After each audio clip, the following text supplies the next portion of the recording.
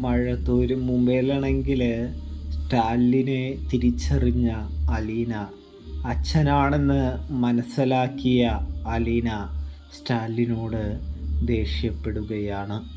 ദേഷ്യപ്പെടുന്നതിന് കാരണവുമുണ്ട് കാര്യവുമുണ്ട് എന്ന് സ്റ്റാലിന് മനസ്സിലാകുന്നുണ്ട്. അതുകൊണ്ട് തന്നെ സ്റ്റാലിൻ അലീനയോട് പറയുന്നുണ്ട്, എൻ്റെ ഭാഗത്തും തെറ്റുണ്ട്. നീ ദേഷ്യപ്പെടുന്നതിലും എന്നെ ശകാരിക്കുന്നതിലും അതിൽ എനിക്ക് യാതൊരു പ്രശ്നമോ വിരോധമോ ഒന്നുമില്ല എന്ന് പറയുന്നു. ഇപ്പോൾ ഞാൻ നിന്നെ ഏറ്റെടുക്കാനുണ്ടായ സാഹചര്യം എന്താണെന്ന് വെച്ചാൽ എന്ന് പറഞ്ഞുകൊണ്ട് തന്നെ സ്റ്റാൻലി ജോസഫ് അതും അലീനയ്ക്ക് മുൻപിൽ വ്യക്തമാക്കുന്നുണ്ട്. ഒടുവിൽ അലീന എല്ലാം മനസ്സിലാക്കുന്നുണ്ട്. ബാലചന്ദ്രനിൽ നിന്നും മനസ്സിലാക്കാത്തത് സ്റ്റാലിൻ വ്യക്തമായും കൃത്യമായും പറഞ്ഞു കൊടുക്കുമ്പോൾ അലീന തിരിച്ചറിയുന്നുണ്ട്.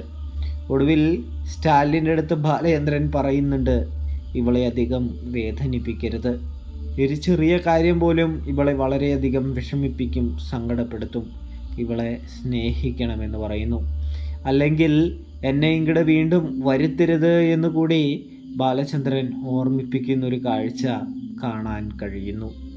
ഒടുവിൽ ബാലചന്ദ്രൻ മടങ്ങുന്നു. പ്രേക്ഷകരെ, പ്രിയ കൂട്ടുകാരെ, അപ്പോൾ സബ്സ്ക്രൈബ്